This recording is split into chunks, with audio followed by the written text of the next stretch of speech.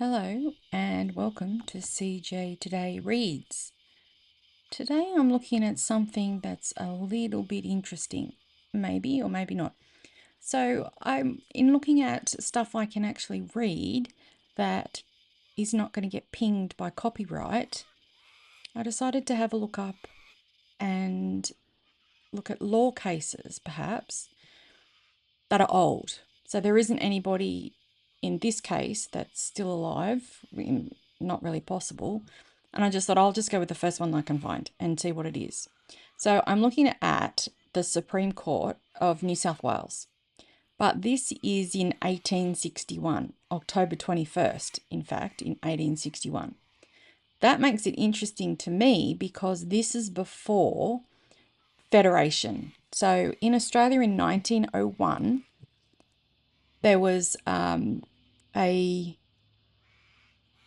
decision made that Australia should be united as one nation, pretty much. Up until that point, the states that existed, such as New South Wales and Victoria, pretty much ran their own state, and there wasn't any sort of national body or government or anything like that in place. Everything from that perspective was, as far as I know, and don't quote me because my history is not great, was deferred to England. So if you wanted to appeal a decision made by a court in New South Wales, then you had to basically go to the Court of Appeals in the UK, which I think was the House of Lords, but I'm not sure. So that's what interests me. So in 1901, that's when Australia became a federated nation. So all of the states united together to say we want to create a federal body that oversees the nation that is Australia, rather than these independent states. So that is fascinating in itself. It's when our Constitution was formed. So you can probably, if you're from America, you can probably see some similarities in your history around when your Constitution was formed and how all the states came together then to recognize that there needed to be some federal or overseeing body, and they were responsible for certain things. In order to allow this to happen, of course, the states have to give power to the federal body or the federal government to be able to do certain things. So that all happened in 1901. So the federal government took over things like border security, defence, what else? I don't think of. Anyway, those sorts of things, taxation. So they took over those sort of things that were common in the states, that the states felt, well, it makes sense to have all of this in one area. So this case that I've got here in front of me is before that. So the name of the case is Regina v. Shanahan, and Regina means the crown. So in this case, because it's female, means the queen, basically. So this would have been Queen Victoria. So in a system that isn't federated, it's not like a federal court or a federal prosecutor or something like that, or an attorney, even an attorney general, that can bring a matter against a individual at a federal level. So if you do something really bad, like unaliving somebody, then you're relying on the state to have laws that cover that and the penalty for doing that. And then if you want to appeal that, you have to go to the UK. So in Australia now, it's not the Queen versus whoever else. It'll be New South Wales or the federal government that brings the action. So I just think that's interesting as well. There's more history around that, I'm sure. You can go and look it up. I could probably look it up, but I'm not going to. So this is what this case is about. It's pretty bog standard, but it's about whether the Crown Prosecutor, so that means the representative of the Queen, has the right to reply when there's been a private prosecution. And I think this is interesting because I didn't know you could do private criminal prosecutions. So the summary in this case says, I'm going to read this out, the Attorney General or other representative of the Crown has a right of reply in prosecutions in the name of the Crown. although no evidence has been called in defence. So that just means that if the government has brought the action, then the government has the right to reply or appeal or have an opinion. But where the prosecution is conducted by counsel for a private prosecutor, the right does not exist. So that got me intrigued on what is a private prosecutor. But this case was about, so that was essentially what the outcome of the case is. But the case is actually discussing, do attorney generals then have the right to reply or appeal or respond to a private prosecutor? I thought that was just interesting. And this was around a guy whose name was it Mr. Butler? No, it just says the prisoner.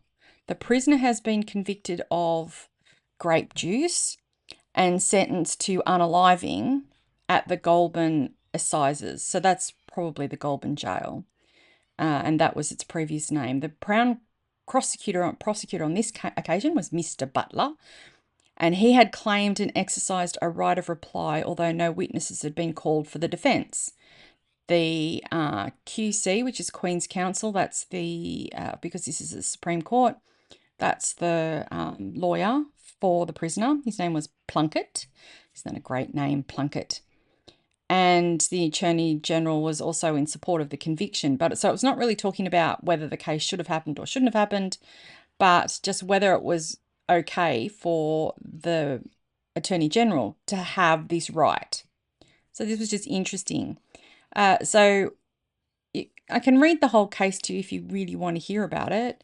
It only goes for a page and a half, and it may elucidate a little bit more on what I'm talking about. Interestingly, the sentence had already been carried out.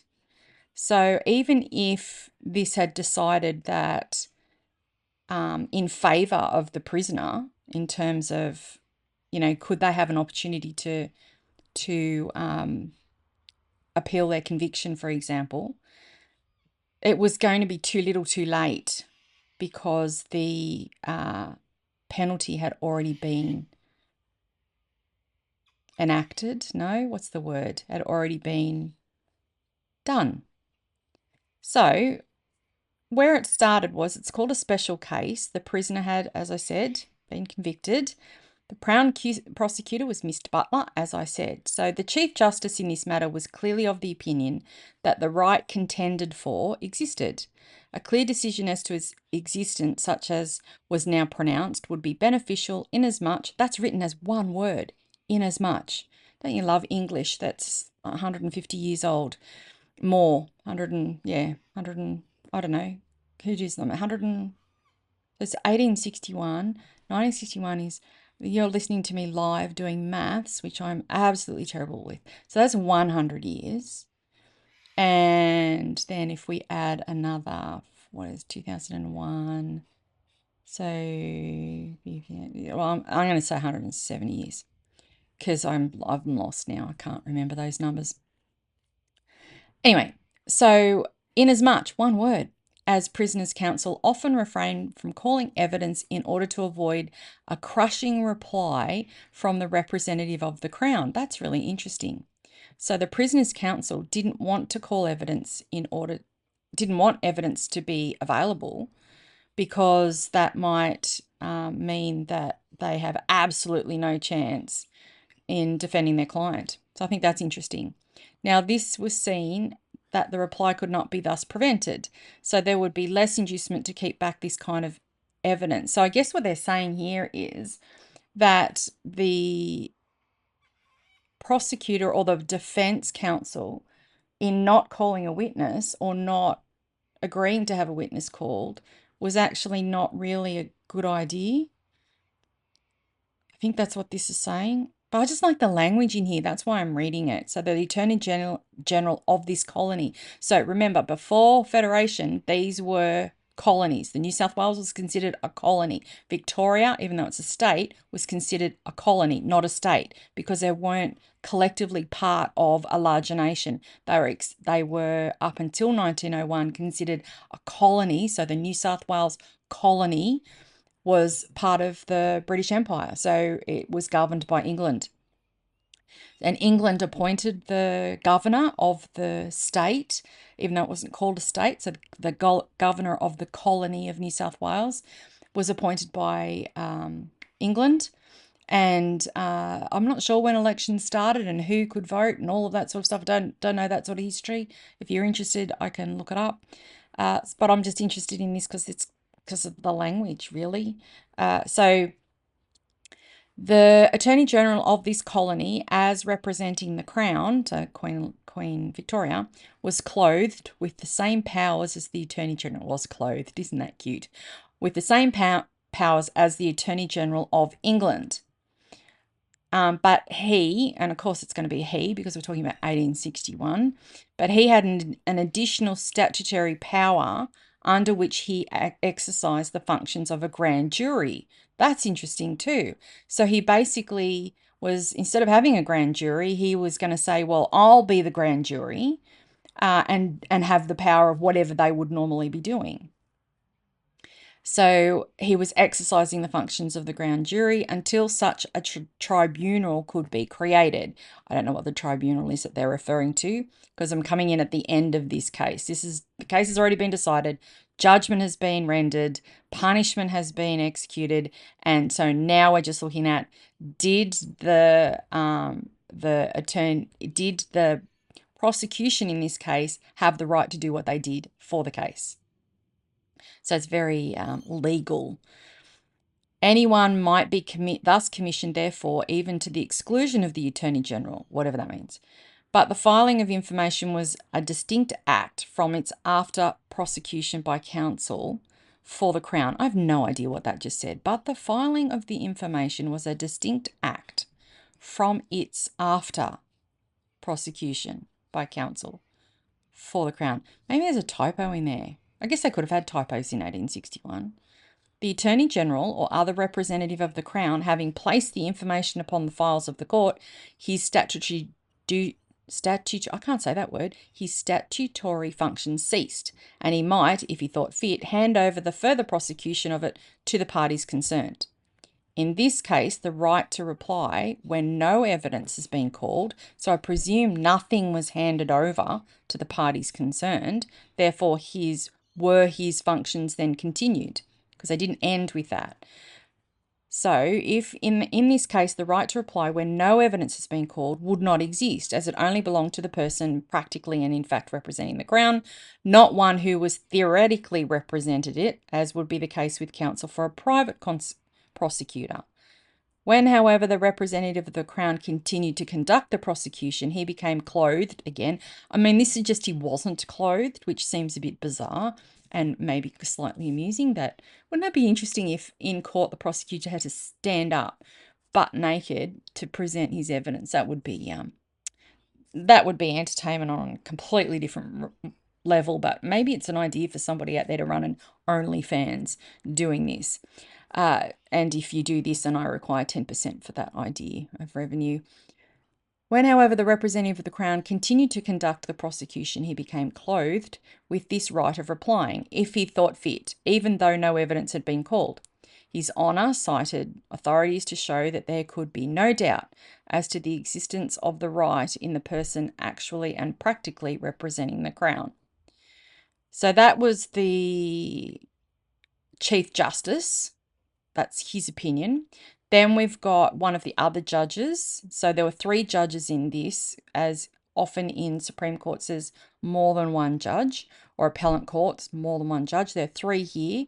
There's Stephen, surname, and it's Stephen, so Stephen with a PH, Chief Judge, Milford, who's a judge, and Wise, which is a judge. What a great name for a judge. Judge Wise. I'm a wise judge. So Milford then, his response was, I agree. He concurred with everything that I just said above. And I really don't understand what he said above. Kind of do, but he agrees. And maybe because he just listened to it and went, blah, blah, blah, blah, blah, sure. Considering the number of courts that now existed in which there were prosecutions conducted in the name of the Crown, it would have been better, perhaps, if the right contended for could have been confined to the principal office of the Crown or to those prosecuting for the Crown in the principal courts, but this was not the question. It has been a well-settled practice for many years to allow this right of reply. On one occasion at Brisbane, I've got to assume that that's Brisbane, the capital of Queensland, because that would have existed then, but it would have perhaps also been called the colony. So at Brisbane, the point was taken before himself and overruled. I don't know who himself is. Is Brisbane a person? Brisbane was a person because that's what the city was named for. So maybe they're talking about, oh, I don't know. The point was taken before himself and overruled, and the man then on trial had been hanged. A practice so well established could not be disturbed. I reckon you can't do anything about it when someone has been hanged.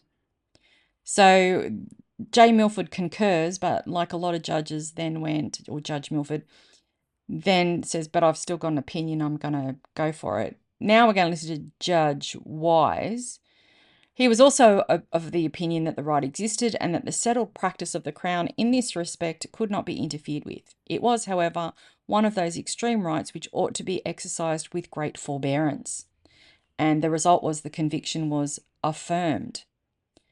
So I thought that was just interesting. It seemed like that, I don't know who pays these people, because they're kind of lawyers talking to lawyers about law and then talking about different types of prosecutors that we don't have now. I don't know that we've got private prosecutors. I don't think so, but that would be an interesting question to try and find out. Did you find this interesting? I don't know. I can have a look and see what other case, because that was just the first case that I came across. So the second case in the same court was based on inheritance, possession. So this was 1861, June 10 to 27. Again, this is the Supreme Court, so we've got the same three judges. And this was Badham, B-A-D-H-A-M, versus Shield. So this is an interesting one. How long does this go for? Oh, it's pages and pages and pages. And pages and pages. I might save that for another time. So what interests me too is that these are all listed under New South Wales Leggy, SC. So SC Supreme Court, but the LEGGE, New South Wales Leggy. Now I know what a leggy is in sport. So in cricket, a leggy is a leg spinner. So this is a type of bowler that bowls to the leg side of the batter or the batsman. If you want to know more about that, I suggest you look up cricket. But I'm now going to Google and see what is leggy. So go to the wise and powerful Google, L-E-G-G, oh, not two L's, E-G-G-E. What is leggy? Leggy. It's giving me, statute. Isn't that interesting? Leggy definition. Leggy legal definition. No, not Italian, silly thing, in English.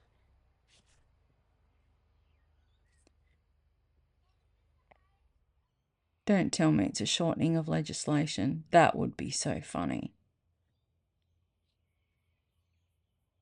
I'm looking. I should have perhaps done this before. Definition, New South Wales, 1861, given that's the case that we had.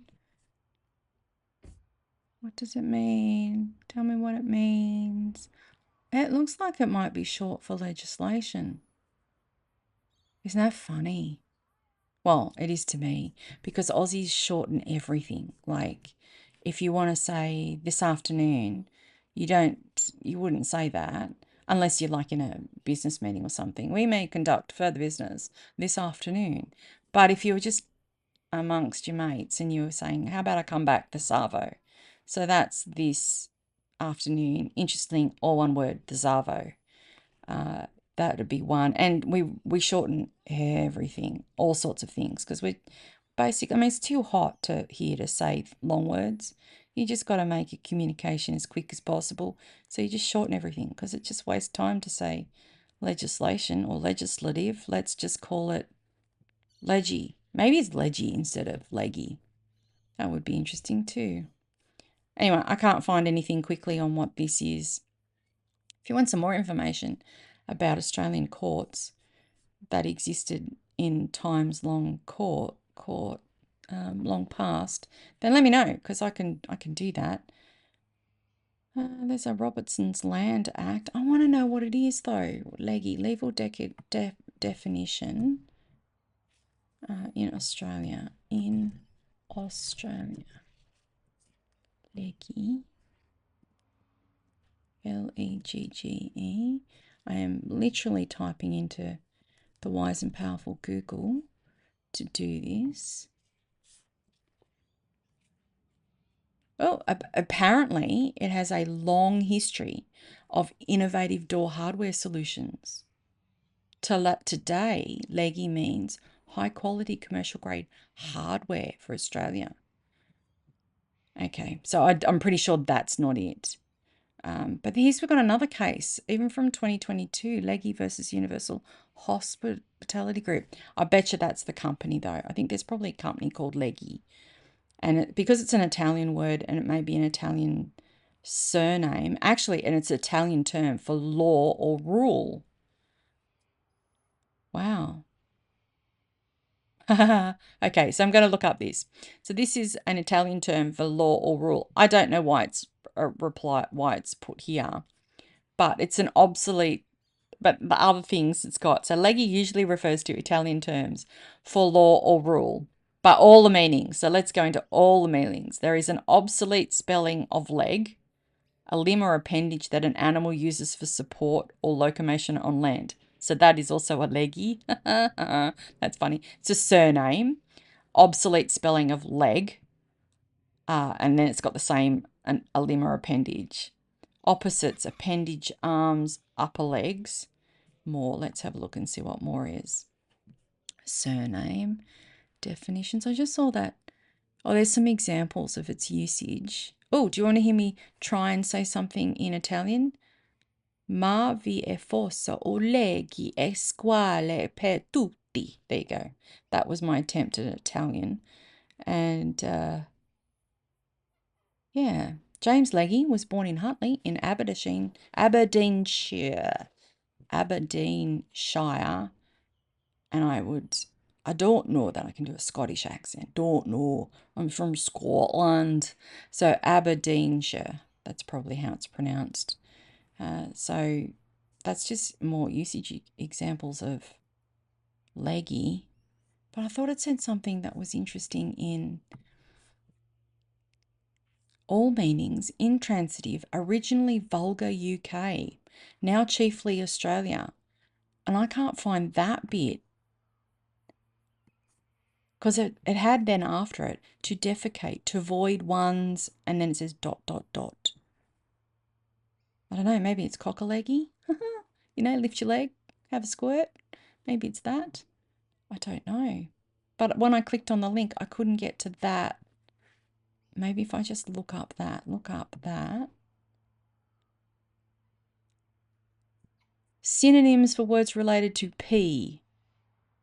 So there you go, I was right. There you go. That's what leggy is. Cock-a-leggy means to lift your leg and have a pee. Yeah, so that's why it was listed there, but when I went to look it up, it didn't have it. It didn't actually list what I was just saying. That's funny. Anywho, this has been CJ Reads. I'm hoping that you got something out of this. I'm not sure I got something out of this, other than your close attention. So I will say farewell. Please give me a thumbs up and like and subscribe. That would help me. And I have a link to buy me a coffee in the description so you can support me, which I'd really appreciate, because I am nowhere near having enough subscribers where I can monetize. Not that that's not the reason I'm doing this. It's because for some strange reason people seem to like the Australian accent, which I don't have an accent despite being Australian. You all have an accent, not me. Although I can do hillbilly, and that would have to be on request. Send me $1 on buy me a coffee, and I'll do my hillbilly accent for you in another recording. Anywho, thanks for listening, and I will see you on the next one. Bye.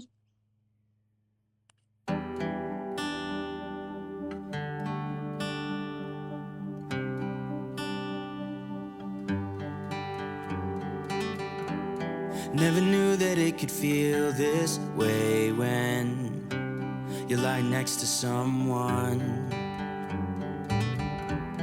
You don't even need to play pretend, 'cause you find the way you are. I wanna know you better, give me every detail. I won't judge you, as you know. I could stay forever when you're lying in my arms. My heart is open, it just took some time. Now I just hope that you'd stay for a little while. You fix what's broken when you make that smile. So just stay for a little while.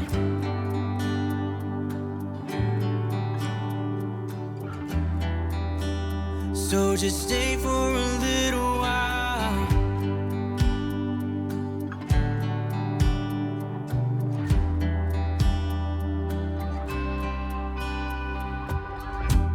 I didn't think that I would find that someone who's as honest as you are. The way you make me feel at night when I am vulnerable and it's cold outside, but you make it alright. I wanna know you better, give me every detail. I won't judge you, as you know. I could stay forever when I'm lying in your arms.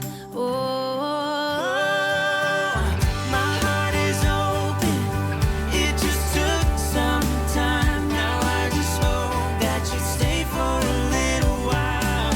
You'll fix what's broken when you make that smile. So just stay for a little while. So long when you go, and I can't get enough of you. So can't you stay a little while? I don't want you to leave, so stay with me. Stay for a little while. Stay for a little while.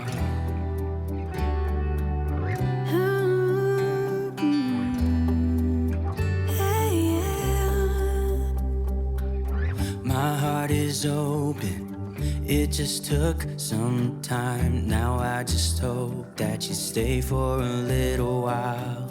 You fix what's broken when you make that smile. So just